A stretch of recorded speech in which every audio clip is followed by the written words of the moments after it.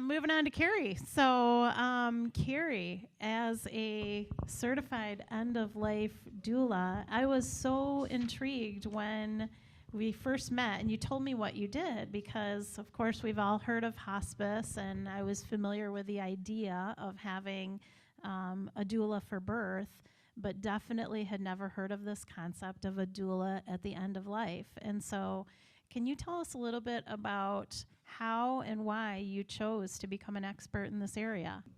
First, Greg, thank you so much. That was an incredible story, and I think all of our expertise and our experiences and your experiences are just setting a perfect tone for becoming more comfortable and speaking about something as painful and hard as loss and death is. My entire history, my career has been working in the senior care space, so in operations and sales for independent living communities, assisted living communities. I was a licensed nursing home administrator for a short period of time. Do I need to hold the mic away? Am I good? Okay.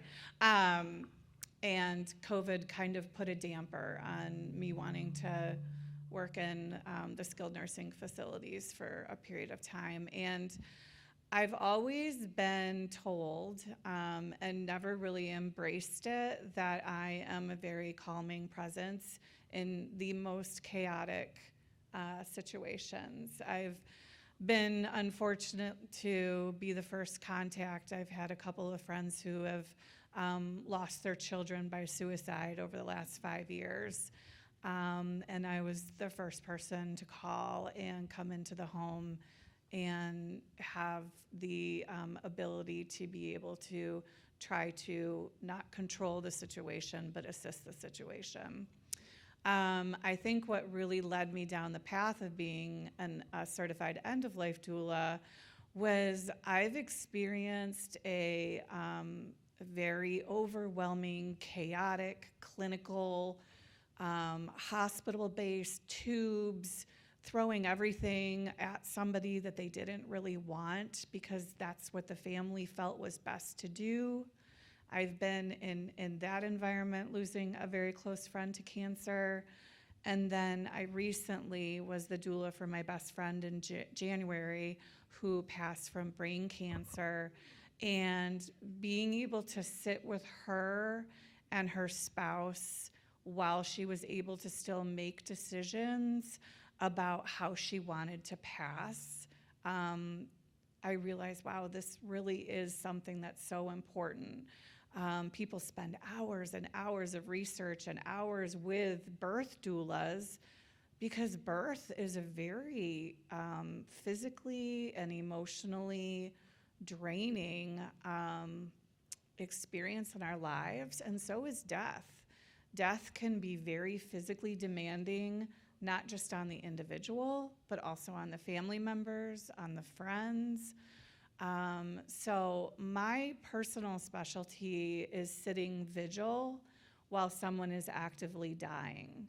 This really, I have found, gives families a chance to have a little bit of respite.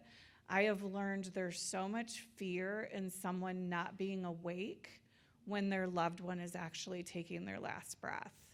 And through my experience and my training, nobody knows when a person is going to die. It doesn't matter if you're a doctor, it doesn't matter if you're a certified end-of-life doula or a hospice worker or a palliative care provider. You don't know when someone's gonna die, but I've been through training that helps me recognize some things that might happen as someone is starting to actively die.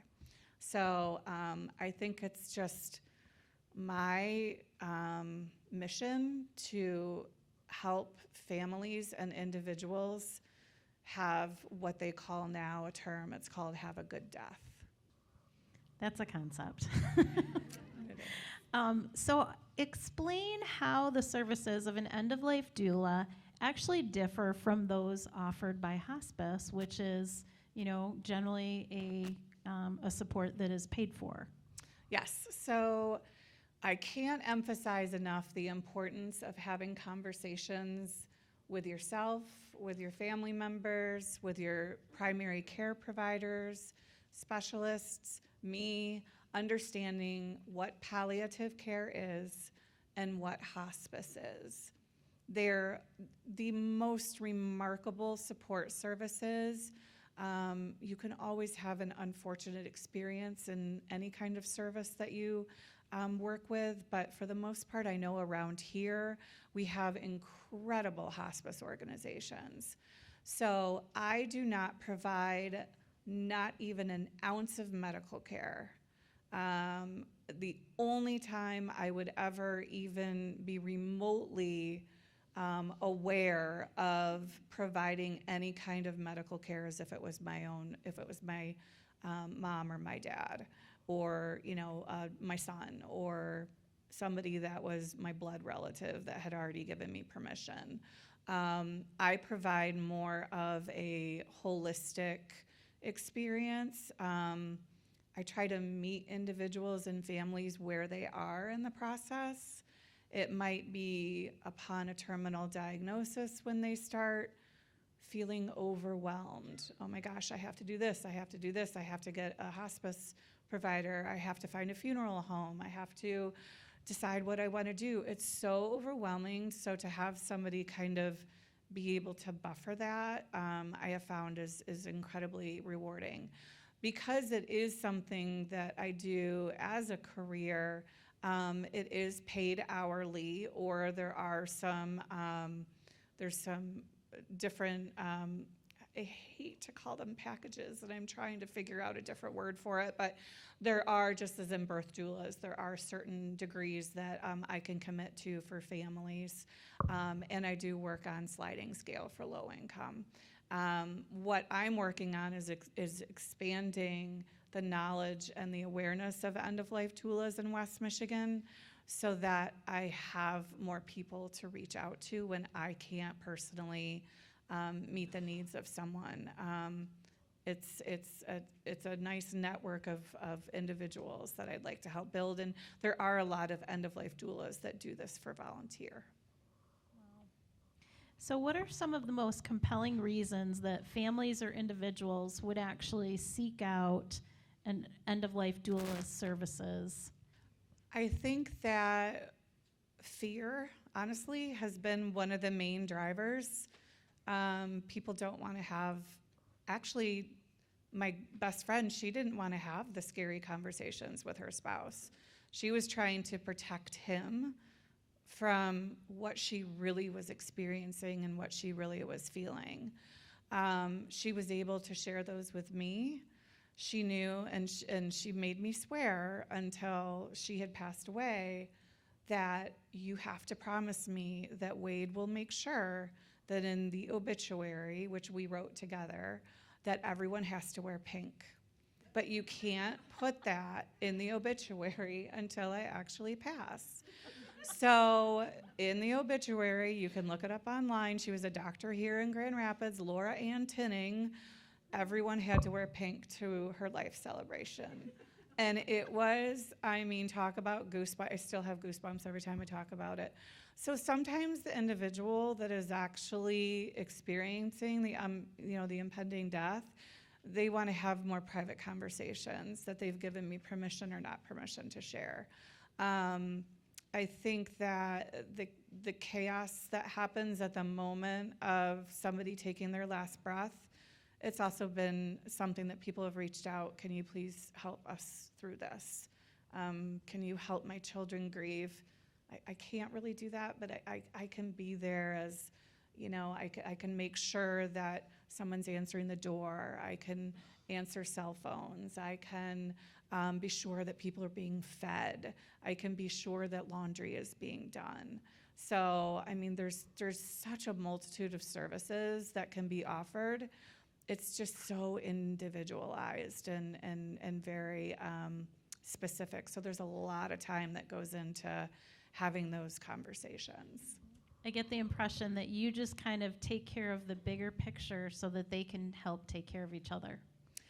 Yeah, and I don't know if any of you have been in the presence of someone that has actively died, but there is so much emotion that a lot of people have never felt before.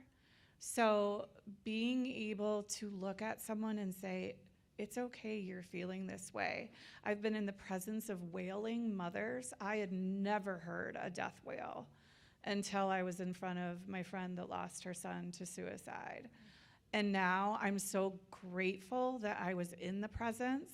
Oops, I might cry now. But I was able to understand that and be able to work with her through that emotion. I'm not a psychologist, my gosh, no way. But I feel like in so many years of being around people that have passed, I feel like that I kind of can bring some calming into that situation. I feel like in these situations, exactly what you're saying, where people have truly never experienced those emotions, there's an absolute comfort for someone who can be comfortable in those situations with that extreme amount of emotional chaos that's going on. Yeah, and people, I've had a few friends say that's the strangest thing I've ever heard. I can't believe you're doing that. But I couldn't be in a room with a bunch of kindergartners. That would be my worst nightmare. God did not build me that way.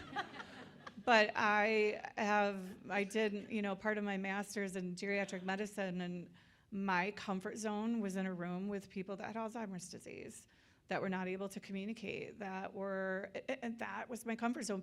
I used to actually hang a curtain or a little thing in front of my bookshelf because all of my books are on near-death experiences, angels, death, what happens to the body when you die. I've been fascinated with death and dying since I was in my 20s. I really thought something was wrong with me. But just as people become physicians and they're very comfortable with delivering babies, or somebody is an accountant, I can't even balance my checkbook. I mean, we all have special gifts. And I finally embraced when someone said, you need to go through the certification and be a death doula. When I finally did that, I said, well, this is my calling, so.